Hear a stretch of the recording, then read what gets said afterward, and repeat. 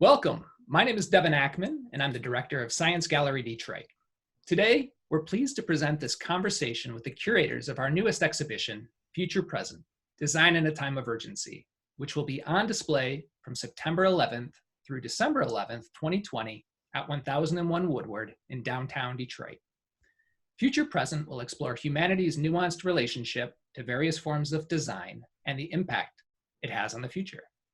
Today, I'm joined by the curators of Future Present, which includes Ralph Borland, independent artist, curator, and knowledge worker; Cezanne Charles, co-founder of rootoftwo; Olga Stella, executive director of Design Corps Detroit; Antajuan Scott, head of programming at Science Gallery Detroit; and last but not least, Mark Sullivan, creative director at Science Gallery Detroit. Welcome to each of you. Thank you. Thank you. Well, to begin, allow me to introduce Science Gallery Detroit. Founded in 2017, Science Gallery Detroit is an initiative of Michigan State University, and it is the United States' first member of the prestigious International Science Gallery Network. Science Gallery Detroit aligns with MSU's goal to create the next generation of public engagement and learning to support the university's land-grant mission. A place-based and interdisciplinary learning platform, Science Gallery Detroit creates space for engaging programs and exhibitions to inspire creativity. Future Present is Science Gallery Detroit's third exhibition in as many years.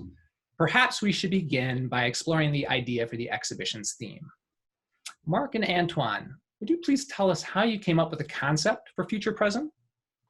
Sure. Yeah, So basically, we decided to follow a process that's quite common in Science Gallery. Personally, for me, an interest in the theme actually goes all the way back to graduate school. I had the chance to participate several times in a workshop called Designing Society. And some of the events of that workshop have stuck with me through the next 3 decades. And in my first visit to Dublin, I got to look at some of the program books and noticed one of the exhibits was called Design and Violence. And Ralph knows about that because he was one of the curators involved. And subsequently, Antajuan and I were having a conversation and thought we'd really like to revisit design, but we weren't sure we wanted to just redo the exhibition that they had done in Dublin. So we started talking about what we might change, what we might add, and so forth. And Antajuan then had the opportunity to speak with Ralph. Maybe Antajuan, you could flesh out a little bit how your conversations with Ralph led to adding the idea of future studies and the future to our deliberations about design, and then we can come back and talk about the process. Yeah, absolutely. So one of the things that emerged in my conversations early on was the fact that we found it necessary to explore design, but not necessarily a specific discipline within design, but to look at design as a whole and become more interrogative about its processes, really trying to dismantle the predominance that is set in so many of the design's disciplines. And what we're doing and what we have done is create a show that I think explores aspects of design that are actually influencing and affecting people's lives around the world, but also here in Detroit. Yeah.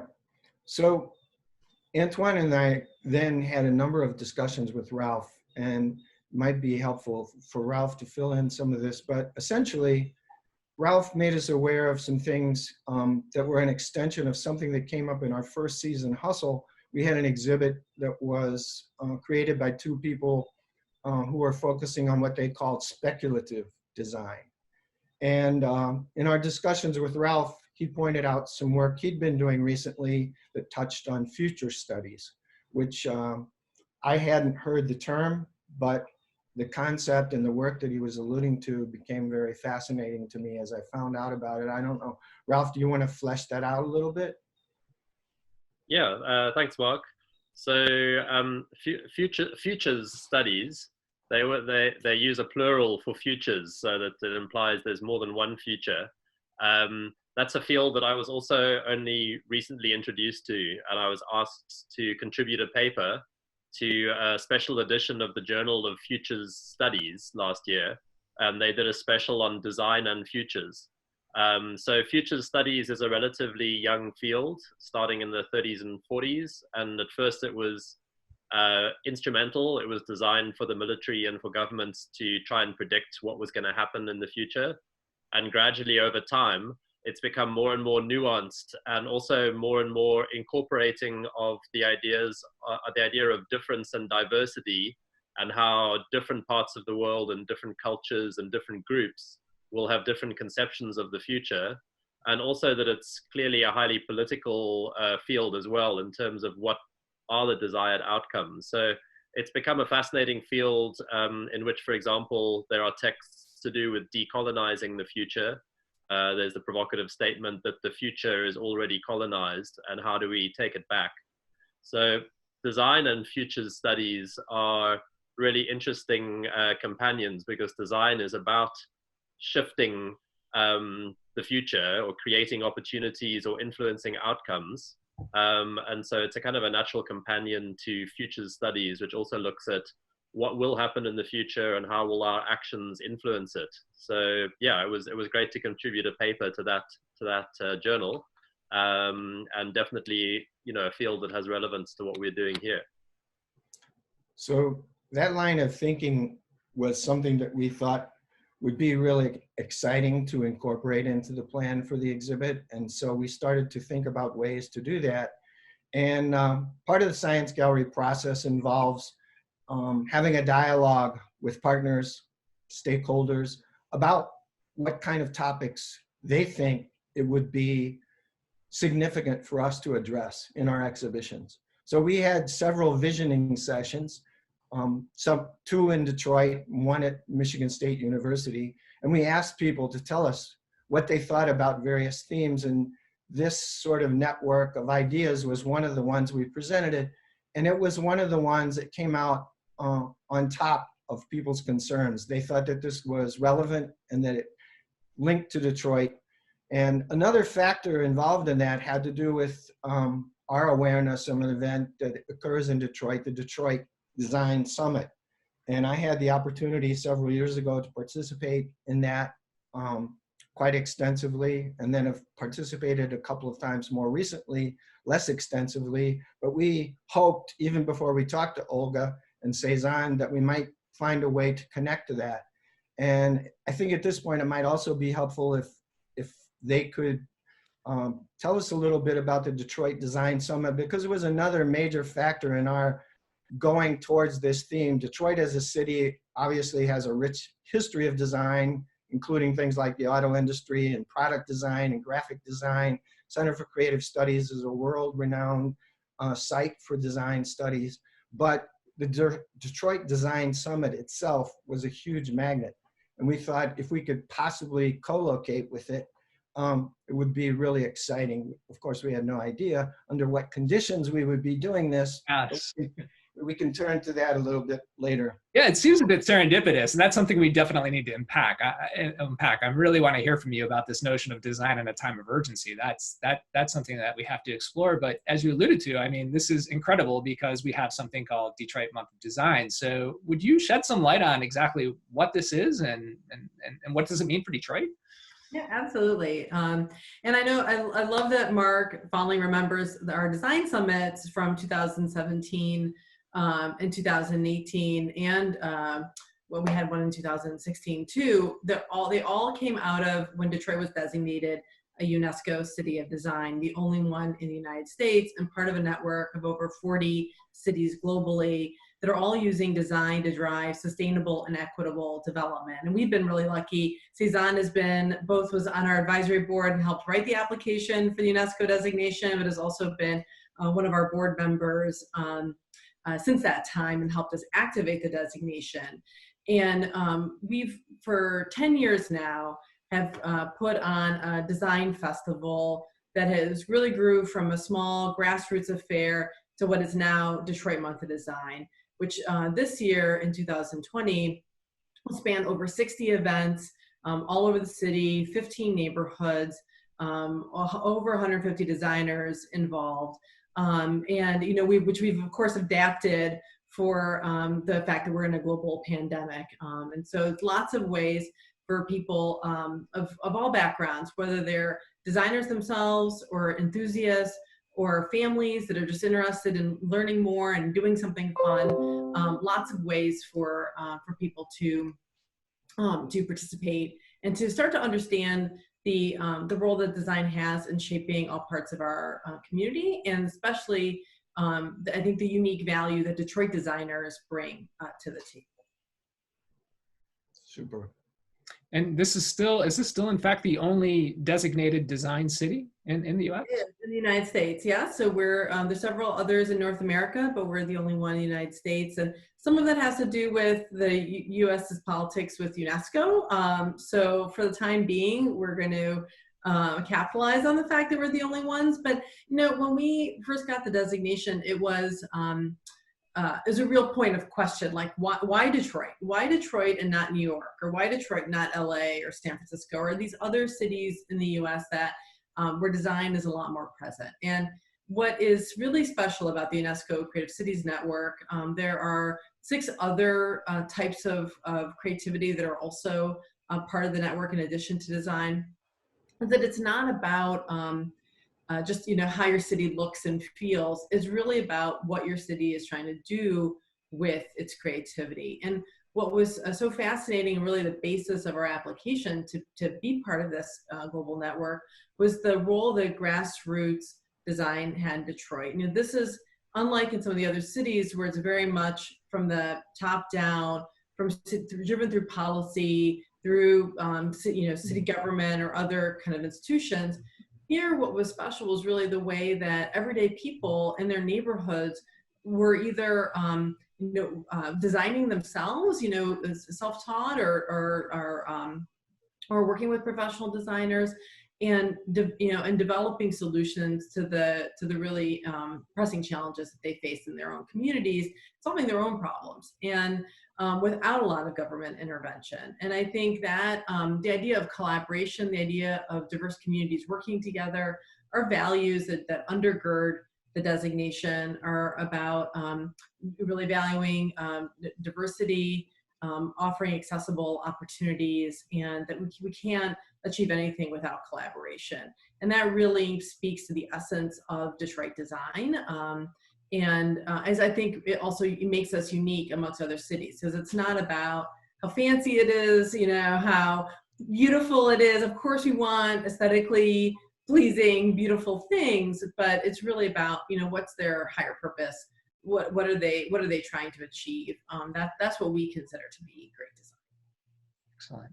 Cezanne, do you want to add anything from your perspective on the design summit? I mean, I can only say that, you know, having worked with the design core team over the years and really exploring this idea of what can design do in terms of shaping behavior, in terms of building a sort of more equitable future, and really thinking about what that means. So part of that work is definitely the work of dismantling the kind of design as violence that we've seen that's prevalent in cities, whether you're thinking about redlining or other ways that design has walked hand in hand with some of the most pernicious aspects of global capital, right? To then also really thinking about how does it sort of align itself for social good, right? And how does it do it in a way that isn't sort of just about sort of do-gooderism, right? But is really about how we include folks as decision makers, as authorizers of their own futures, right? And I think for me, that's what's been great about the network of kind of partners that are included as part of the work of the UNESCO designation, that it's, you know, Design Core definitely leading, but they bring so many others with them and really lead that charge through the work that's happening on the ground. And so that's been a kind of wonderful opportunity for our city. So you brought up the idea of both, I've heard from Ralph and yourself about decolonization in the sense of equity, and, you know, and then there's this title, right? I want to go back to that, the subtitle, Design in a Time of Urgency. And I imagine you guys sort of kind of an idea, right? When this was really coming to fruition. This is a germ of an idea way back when. And then suddenly, here we are, spring, summer, 2020. We have a national, in fact, a global push for greater justice, social justice, combined with a pandemic, and of Detroit, of course, being one of the very early hotspots in the US. So I imagine the sense of urgency is taking on even a much more complex. I mean, would you speak a little bit about the evolution even of the sub-theme and what that meant kind of maybe early on, and maybe what does that mean now? Sure. So I think the point that Cezanne was making carries into this even more powerfully.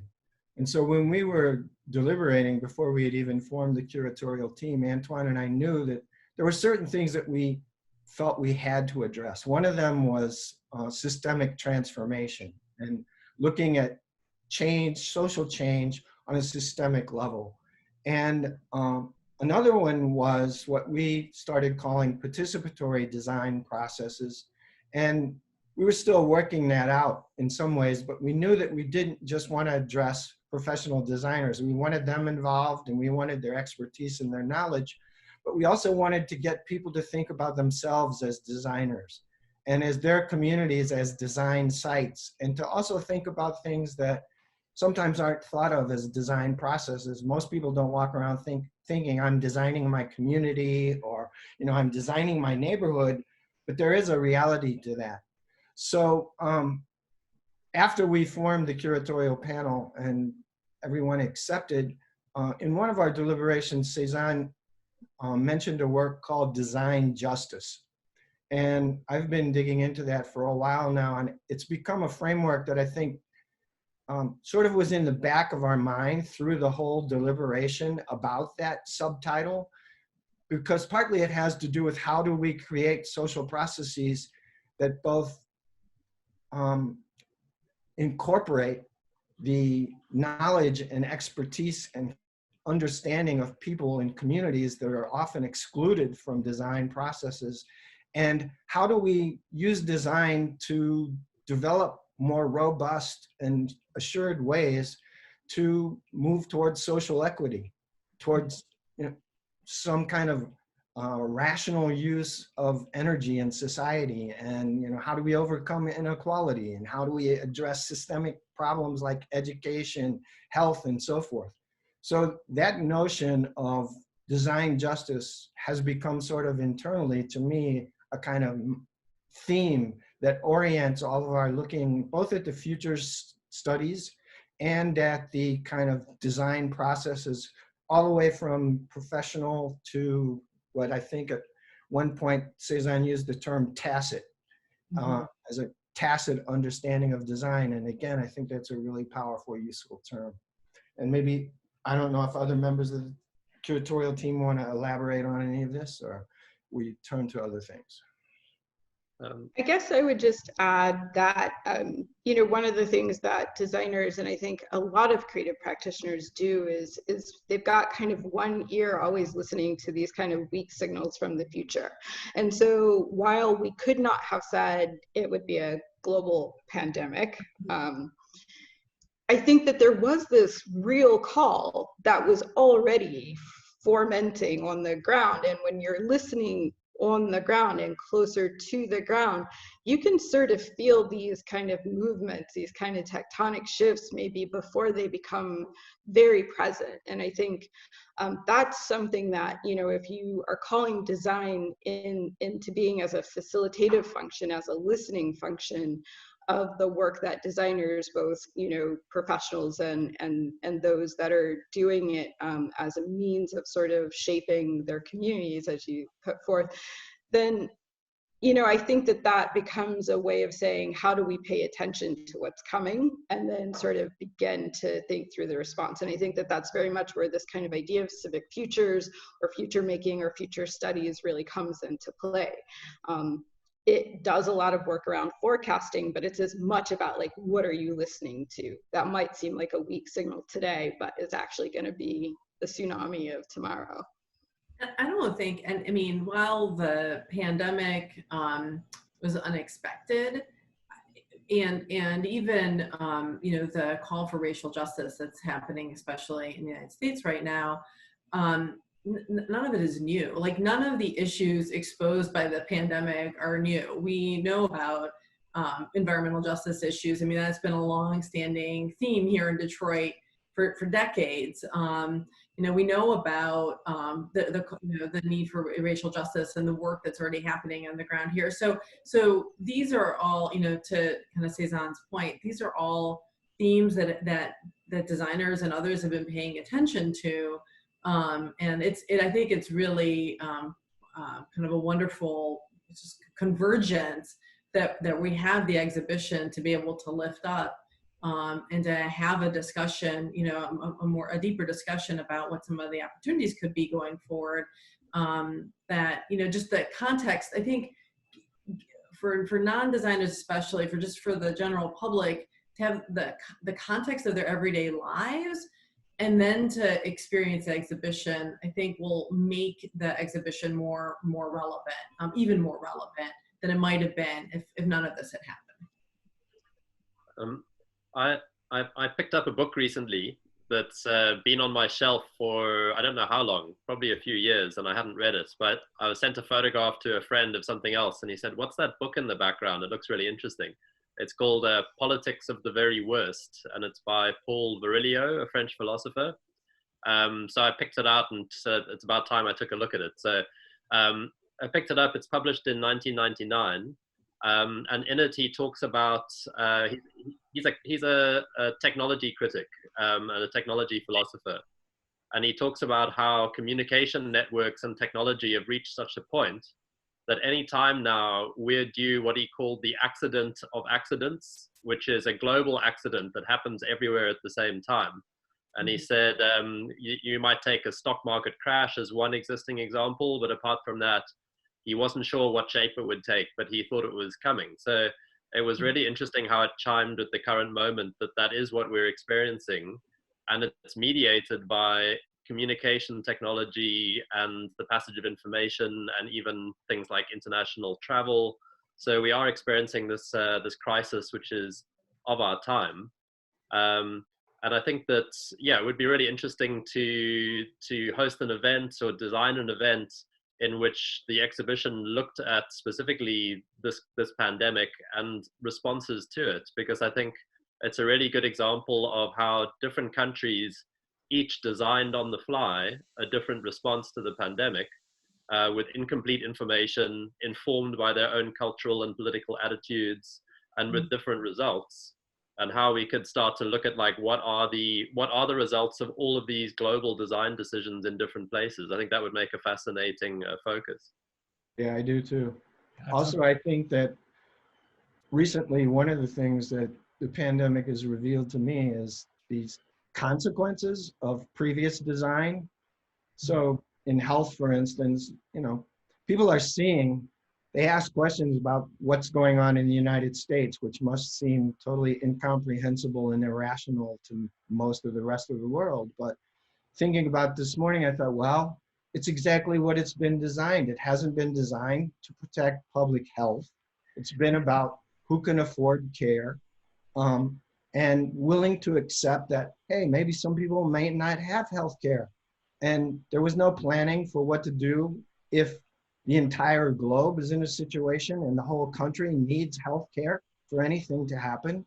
So from the perspective of design, that reveals the consequences of design decisions that have been made in this country for the last couple of hundred years. And except I have to chime in and also say, but there was a plan, right? I think what design reveals is that these are sets of choices, right? These are sets of values, and sometimes we can sort of think that they are unshakable, right? But, you know, we had an entire committee that was devoted to looking at pandemics at the highest federal levels. We were on the path to creating a form of universal health care. Right. Yeah. Yep. Yeah, that's true. So I think in general, like, these are all our failure to fully grasp the shifts in society that have happened. Yeah. And that interfaces with the overall planning of the health system, which I suppose, again, you could say there is a plan, and the plan is pretty clearly not too worried about inequality, social inequality, or access to healthcare for all, although there have been many people working toward that.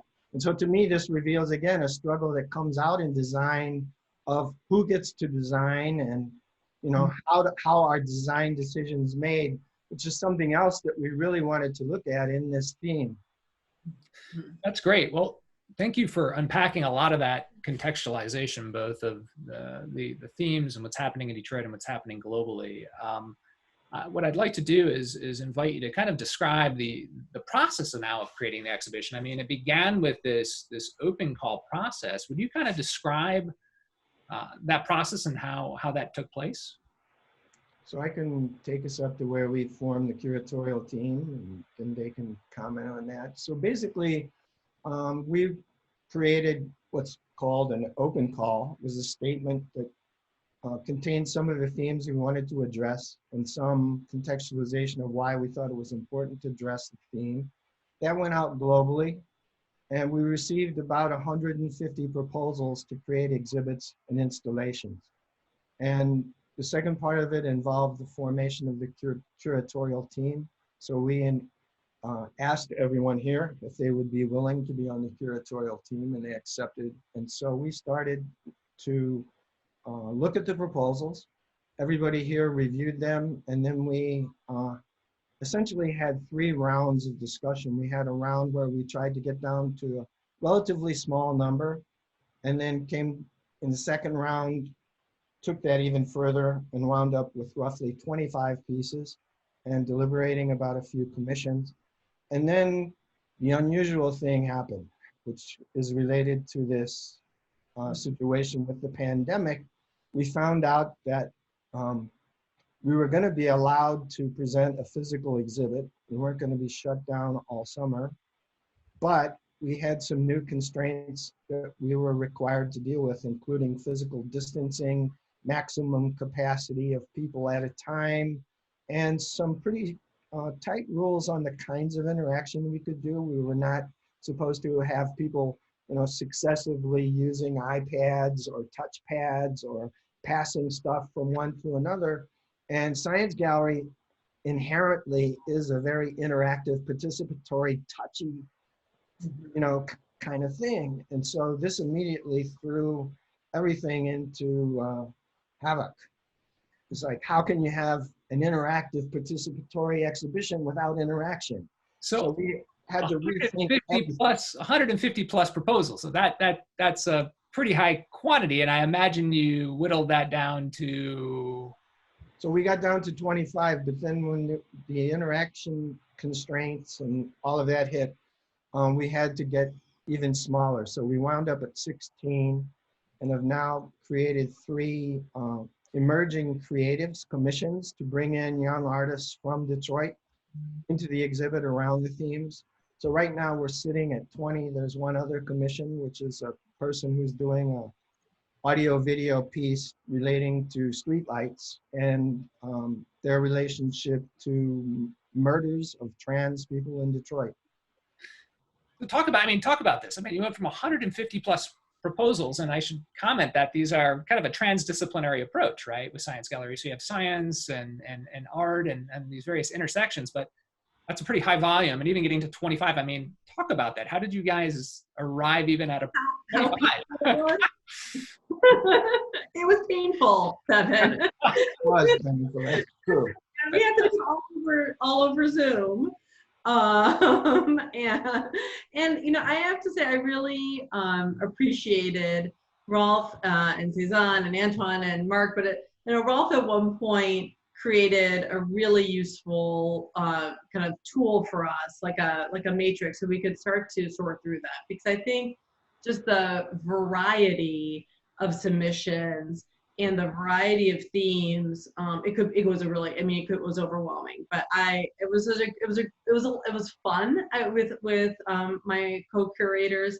I feel like I learned a lot through the process, especially with, you know, such experienced design experts and but it took us several iterations and a lot of discussion managing time zones to get it done.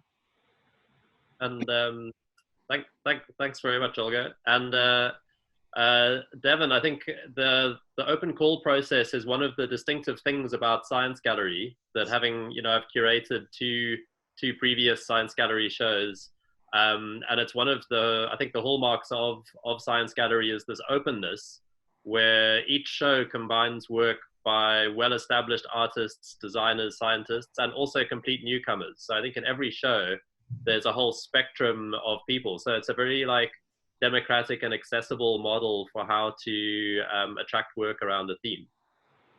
And yeah, I mean, I think on top of what Ralph said, the process in itself was a trial at decolonizing the curatorial process, and be it that there was no individual who solely made decisions and choices, we arrived at a show that I think is inclusive of those voices of major thinkers and leaders within design, but also including people whose ideas were able to be impactful and be added to this breadth of exhibitions and programs. So I think for me, it was, as Olga said, it was a really deliberative process, right? I think we've maybe showed in this, conversation today, just kind of how that functioned. There's a lot of kind of ideas on the table where we all sort of are throwing in how we come at both the individual works by the artist, but also how those works relate to the theme, and then how those works relate to one another. And sort of, that's just both the very technical and pragmatic. Are we covering a lot of different disciplines? Are we covering a lot of different modalities of interaction? But then also, are we really able to sort of push and amplify a strong curatorial theme? Because that's one of the issues sometimes that can go really wrong through an open call curatorial process. Like, I've been on both sides of open call curatorial processes, and then sort of curatorship, where you're really sort of coming with a fully flesh point of view directed by the curator that then is sort of bringing sort of specific artists and specific objects in. And they both have their pros and cons, but I think what's great is when there's an open call process that you still feel at the end had that sort of deliberative vision across the theme. So that you're making something that feels coherent and tells that story, or at least tries to get at those points that were trying to be elicited. And this was a great group to kind of have those debates and discussions with. We all had our own points of view coming into this, and we all sort of made space to hear each other. I also think that there was a point that stood out for me, which, in addition to the matrix that Ralph created, at some point, I think it was actually Cezanne who first articulated emerging themes within our selections up to that point. And we started to look for sort of sub-themes underneath the future present design in a time of urgency. So we noticed there was a cluster that related to different kinds of futurism, Afrofuturism, indigenous futurism. There was a cluster that related to sort of the impact of technology on society, both negatively, dystopically, and things that had promise for the future. We looked at things that had a sort of focus on systemic relationships of various kinds. An exhibit called Self-Organizing Systems, another is Post-Human Habitats. And so for me, I took even that sort of sketch of sub-themes provided a really powerful orientation that helped the dialogue further, because it was getting very difficult. I mean, we had gotten to the point where we had 40 pieces, but any of them could have been really striking works. And we knew we couldn't present 40. So that framework sort of helped think about what's the relationship between the big picture and the clusters of pieces. So let's come back to the themes in just a second, but Ralph, could you maybe shed a little light on just at a top level, this kind of tool that several of our curators have alluded to that you designed? Yeah, well, I mean, I think that it was, I think Suzanne and I kind of battered it off each other, and I think we were both contributing to that sense of a matrix that you could break down into different themes. And it's a kind of pattern detection kind of work, I would say. So you're looking for how can you form constellations. I love to think in terms of writing an essay or curating an exhibition or even making an artwork of this concept of constellations. So like, how do you create conversations between individual pieces that they might be, you know, seemingly opposite, but yet there are also things that connect them, or they might be similar and yet there are telling differences. So you start to work out, where is this cluster and how does it speak to another cluster? And I think some of the ones that Mark has mentioned. So there's the one that I use the label subaltern, which is, you know, it's one way of talking about the kind of the South on a global sense, or disempowered groups. You know, it comes from subaltern studies, kind of decolonial studies. And so we looked at indigenous futures within that. What are examples of other clusters that we looked at there, Cezanne? Yeah, we definitely looked at this idea of kind of the design as shaping governance and shaping policy, and sort of like, if we really want to get new solutions, we have to kind of really devise new strategies. And so there are a number of exhibits that are looking, whether it's the post-growth toolkit or SOS, they're looking at fundamentally, how do you rethink about sort of authorizing power and authorizing decision making, and how do you decentralize that work through the mechanism of design and design processes. So I think that for me was one of those ones that when it clicked, I was like really excited about it. Yeah. Another one was biodesign and transhumanism, and yeah. Antoine is creating some programming relating to biodesign that'll complement what's in the exhibit. I don't know if you want to talk about programming as a complement to the exhibit, Antoine? Yeah, absolutely. Our programming is an exploration of these various subthemes, and we're exploring through 3 tracks, which are conversations, workshops, and performances. I think we're really trying to develop a way to begin a lot of these hard conversations within our community, and not just the Detroit community, but the global community throughout the Science Gallery network. Is how do we begin to dissect and also influence? So like with the subaltern perspective on design, looking at the way that indigenous groups within our Detroit area would re-envision the building of a city, or looking at the way that self-organizing systems develops, you know, these real tools that can be actually put in place by almost anyone with the ability to, you know, step up and actually acknowledge some of the injustices that the processes of design have alluded to, and actually, I think, embedded into the way that we live our lives. Cool. So that's great. We have 3 months of robust virtual programming, as you alluded to, exploring these themes through 3 different lenses. Tell us a little bit, how does this look now that we're getting towards exhibition time? How does this look in the actual exhibition in terms of the manifestation of these themes? So I think the general arc has been from panic to innovation. Some of the exhibitors were breathless when we informed them of the constraints we were going to have to work with. And in a couple of cases, not very many, but 2 or 3, it looked almost hopeless. I mean, one of the pieces involved as a central part of the interaction of the piece, a joystick. And we were looking at, well, what happens if you can't use a joystick to control these robots that draw and paint? And so it took a while, and we gave the exhibitors time to think about this and went through a round of discussions, sometimes 2 or 3. But ideas started to come. So in the case of the joystick, we thought, well, what if we use a detachable handle and sterilize them at the end of the day, collect them in a bucket so we don't have trash coming out of that? It would be more, you know, friendly to the environment, but you won't have the same person using the same joystick right after one. And in other cases, we had one piece that involved a belt that was supposed to go across people to detect the breath, and using the breath as a controller and exploring sort of alternative forms of control for computers. And it was also supposed to tie into mindfulness. And actually having tools which change the way you think and feel while you're using them. Well, we couldn't have a belt around everybody. So they've devised a thing where they're going to use a motion detection system to detect people's breathing response from 6 feet away so that we can, have the physical distancing.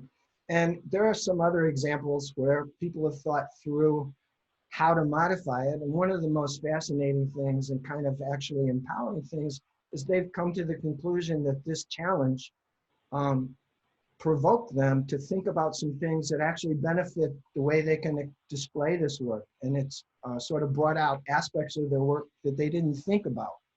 And so there has been a really uplifting side to some of these conversations that turned from like, oh my goodness, what are we going to do, to, hey, we can do this. This is really cool. Antoine, I don't know if you want to add anything from that. Yeah, absolutely. I think that, like innovation, I think that's one of the things that emerged more than anything amongst our exhibitors and contributors to the exhibition. Like Mark said, there's been so many decisions that had to be rethunk, or possibilities within people's individual exhibits that had to be, erased or, revised because of the pandemic. And what we saw is that, like, within design, there's always decisions and choices that can be made to actually become more inclusive. And that's one of the purposes of this exhibition. So while we chose the title and the theme pre-pandemic, what we've seen is the ability for people who have the power, the tools, and capacity to actually re-envision a way of inclusion and having engagement around their work. So that was the most exciting part about going through this curatorial process post-selection, is the fact that we had these really innovative conversations that were not only beneficial for us as a gallery and presenters of work, but absolutely necessary for these exhibitors to show how they can still be a part of a relevant conversation and a relevant exhibition. Another thing that popped out, which is kind of fascinating, is that you knew we wouldn't be able to have the numbers of people we usually had. So we decided pretty early on to try and do something that Science Gallery Detroit has never done before. And I don't think the whole network has done. And that involved building out the online presence. And not just having things on websites, but actually trying to find a way to create a science gallery-like experience online. And people may not know, but one aspect of the science gallery experience involves having young people in the gallery to talk to people about what they're experiencing. They're not docents. They don't tell people not to touch things or historical information they don't even want, but they're there to talk to them about their experience and their reflection on what they're encountering and thinking and how that connects to the world. But we couldn't have those young people in the exhibition, and there weren't going to be that many people. So we're like, well, how can we, it's called mediating, how can we mediate online and do it in a way that's consistent with the science gallery philosophy? So we've been developing ways to use various kinds of technology. Part of it is going to be an online cell phone app. And we're also going to do something, it's kind of an experiment, but we're going to have 2 robots in the space that have iPods on them, iPads, and the mediators will talk to people in the space through these iPads. And they'll also be available online for people who want to talk to them after the experience if they have questions and so forth. So again, this situation sort of forced us to innovate in the realm of online technology to try and do things that were consistent with science gallery vision that we've never done before. That's a really good point there. I mean, especially the mediators are just really integral to this process. And as you alluded to, in addition to this, really the smartphone app, which serves as an alternative to much of the kind of interactives that one would traditionally have in the science and technology style exhibition. But this ability, I think, really to have these folks in real time be remote anywhere in Southeast Michigan, whether they're in Detroit or elsewhere, and the ability to still, via these beam robots, which in many ways were pioneered by the College of Education at Michigan State and the utilization for the university. So that's a great experiment we're really looking forward to, and to keeping the integrity as much as possible with the visitor experience as we go forward with this. So thanks for shedding light on that, because I think, as you've alluded to in this entire conversation, everyone, this is really in so many ways about solutions. And I think that's really getting to the heart of design. Antoine, you know, the one thing we haven't really gotten into as much, and maybe you can kind of take a lead at this, but we also, as Mark alluded to, have these emerging artist commissions coming, which I find fascinating. Could you maybe explore that a little and share that?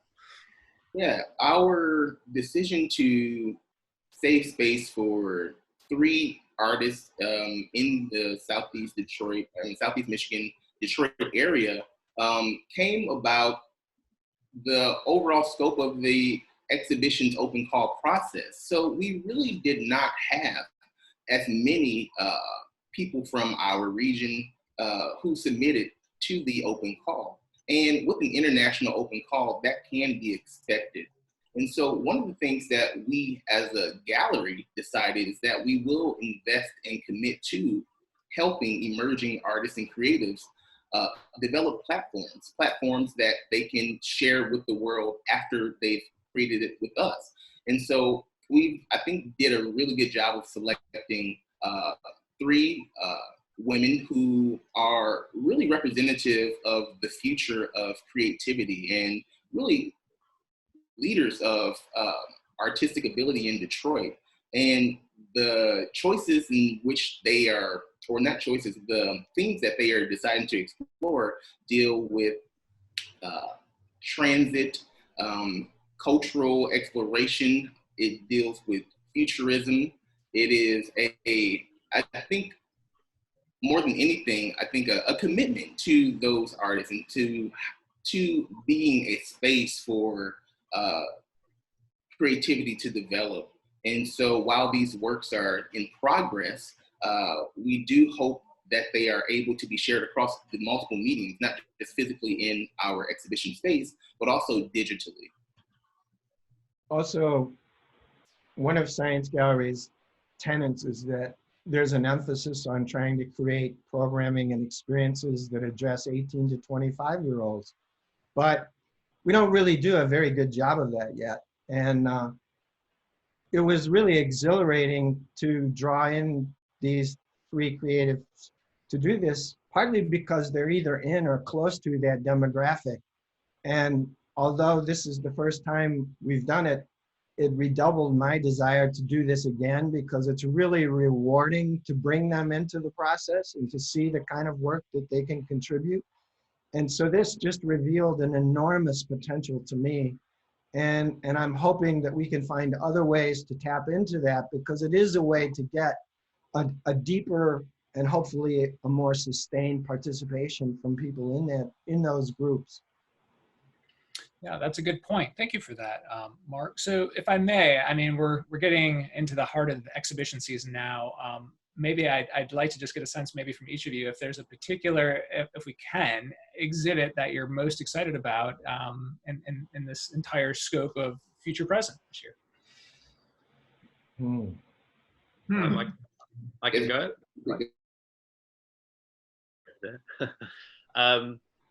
There's one for me because it comes to my mind because it's so small and humble, and it's a ballpoint pen called, and the project is called Some Waste, and it stood out for me from the beginning because of, I think, just the insightful way in which the designer presented the work. So what it is, it's a pen that's made from waste from sewage processing. So there's a way in which you can create a plastic through feeding sewage waste to a certain kind of bacteria, produces a plastic which is used to make the body of the pen. And then a different process is used to make the ink cartridge that goes into the pen. And they're designed to fit together in such a way that you don't need any other parts. So the whole thing is made from waste and can be returned to waste. And it's this, this iconic object which I certainly use every single day, and pay some attention to what's in my hand. So yeah, I like that project for how it alludes to this bigger picture through a humble object. So one of the pieces that I think that is absolutely interesting, and I'm happy that we are showcasing, is called Safe Book. And SafeBook is a Facebook interface that is where all of the features that I think surveil and elicit, I think, negative interactions are erased. And so imagine operating your traditional Facebook page, but without things like the likes or the names of individuals. You know, I think it gives it sheds a light on the way that we've been actually introduced to, I think, self-surveilling, but also I think the necessity that we think these things actually provide within the context of that experience. And it's not so. You know, I think there is ways that we can rethink the way that we even operate within a social network. And I think that's one of the most fascinating pieces that we are showing, but also I think it's one of the ones that people will see and utilize, and I think differently about their involvement with social media. I'm going to mention I might get the pronunciation incorrect, but it's Solanum lycoprisca, which I really like because it resonates with longstanding work in Detroit around food sovereignty, and so it's structures to develop and cultivate new food varieties, and both hits on environmental sustainability and climate change, but also this question around food as a basic human right and how do people get it, and it's so it's futuristic and evocative, but also has, I think, this deep meaning for a longstanding work in Detroit around food sovereignty.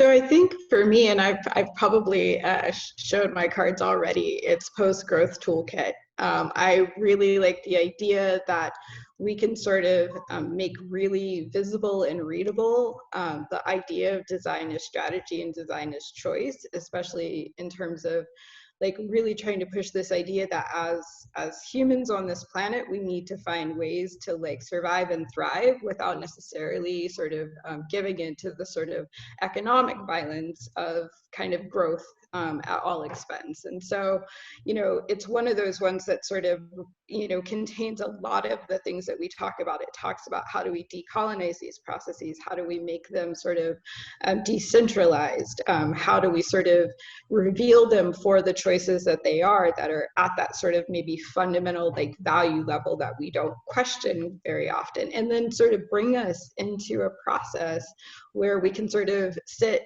tabletop styly. Maybe I'm a little too fond of gaming, but the idea of sort of breaking it down and gamifying it so that, we can sort of try on these different choices and try on these new values and solutions before they become sort of harmful. Could I comment on Suzanne's choice there, just because I think it's a really interesting one, the post growth toolkit. I was thinking it too, but I didn't because I knew Cezanne would. also like it, but I think it's interesting because it takes on a challenge for exhibitions, which is how to exhibit systemic factors. So there's a bias towards objects, I think, when we create exhibitions, small scale tangible things that you can look at, and to make economic growth and all of its like entangled kind of politics and economics the subject of an exhibit is really challenging. So I think when an exhibit proposal appears like that, it's really doing some valuable work in that area. So for me, I sort of wound up with a tie, but if I had to break it, I'd probably go with indigenous, partly because I think that they're doing something new for them, and it's really fascinating to me as a non-member of indigenous communities, but I think it provides a lens that's really valuable both to people within those communities and outside of it. It takes kind of the metaphor of a lodge and brings it into a high-tech environment, but is doing that respectfully and looking at the relationship between sort of multimedia composition that involves electronic music and projecting onto walls and making walls that remember the structure of traditional lodges but don't necessarily stick to it.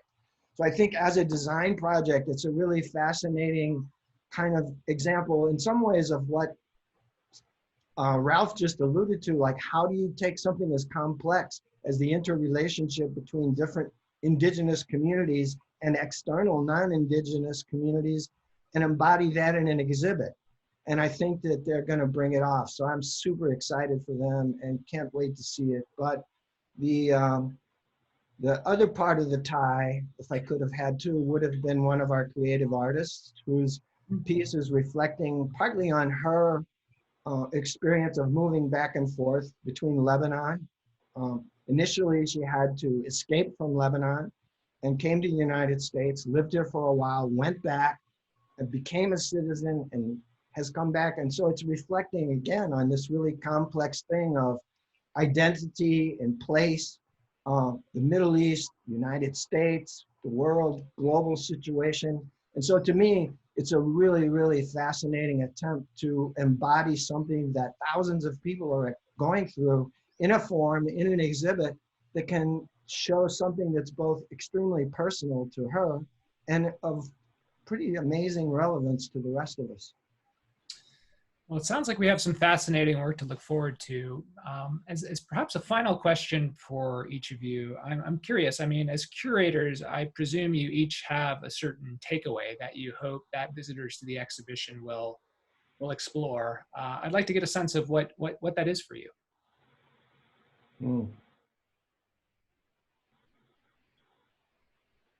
I can't say something, or I can't see everybody on the call at the same time. Let's see. I think what comes into my mind is something to do with a more humble view of design, because I think one of the problems with design is that there's a triumphal kind of cast to design about how design will solve problems. And so often it's presented as a kind of a panacea and something that will somehow, solve all of these complex political, cultural, economic problems that we're facing, and design will fix it. And sometimes it'll do it in these very grand ways, if you go to the extent of sort of terraforming or these approaches to climate change. So instead, I think we have this really eclectic mix of some quite DIY proposals, a whole range that's coming from a range of people, quite sort of street level, quite personal. And so I think that kind of humble note that we're striking to do with design, I think is quite a key one that I would like to be a takeaway from the exhibition. Yeah, I would have to say one of the things that my hope that our visitors and people that we engage with during Future Present is that, they walk away with a sense of agency. We're exploring a lot of, I think, really deep-rooted ideas that are affecting people's lives every day, from the economic to the place. I believe that, when we began to present this show, our hope was to provide enough context where people could actually connect to others within certain design fields that actually are impacting their lives, but also really figuring out ways to hack the various systems that are already in place and how to make it work for you. I think that's one of the things that is, I think, relevant about our show. And I think that the visitors that attend our show via online or in person will have a sense of that we're really not trying to overwhelm our visitors and our guests, but we're really trying to empower them through this exhibition. Yeah, I think for me, it's this idea that design is a process, and the way that we can sort of reveal those kind of processes and how it can sort of work, as to Ralph's point, in these kind of humble ways, and to Antoine's point, that empower agency, right? So for me, it really comes down to this idea of who chooses to be a designer next. How do we make sure that the next world and the next field of designers is rich and fruitful for the kind of equity we want to build and the kind of justice we want to build? And how do we create spaces as much for dismantling and reflecting as well as sort of building, and building not in these kind of heroic and triumphal ways, but like real movement building to sort of center the kind of preferable futures that we need. And I'll just maybe add on, because I think everyone has just really shared feelings that I also have about the exhibition, but that, maybe circling back to the very start of our conversation, where there's multiple futures, and if design is accessible, if we have a more diverse group of people practicing it, if everyday people feel agency, the future isn't written. We can all write it together, and it doesn't have to be dystopic. It can be hopeful, and so hopefully people come away with some inspiration around that. Yeah, so that's very, I echo Olga's sentiments. I share an awful lot of what's been said, but I think this last point to me is like really crucial. I'm hoping that people will see that there's quite a wide range of design practices, and that they're open to them, and there are tools in there that they can use for analyzing the situations they're in, the problems they confront, and to help them construct solutions with each other and in their communities. And so anything going that direction, I'll be happy as a clam. Who knows how happy clams are. Well, thank you for that. And on behalf of Science Gallery Detroit, my heartfelt gratitude to all of you for your outstanding work and bringing this exhibition to fruition. I know it took time under some really unprecedented conditions. So thank you very much for all that you've done. Certainly want to give a shout out to Science Sandbox and Michigan State University Federal Credit Union. This exhibition would not be possible without their support. And we want to encourage you, our viewers, to log on and visit detroit.sciencegallery.com for more information on Future Present and its supporting programming. And of course, also please be sure to check out designcore.org for more on Detroit Month of Design. Thank you for joining us today. Stay safe and be well.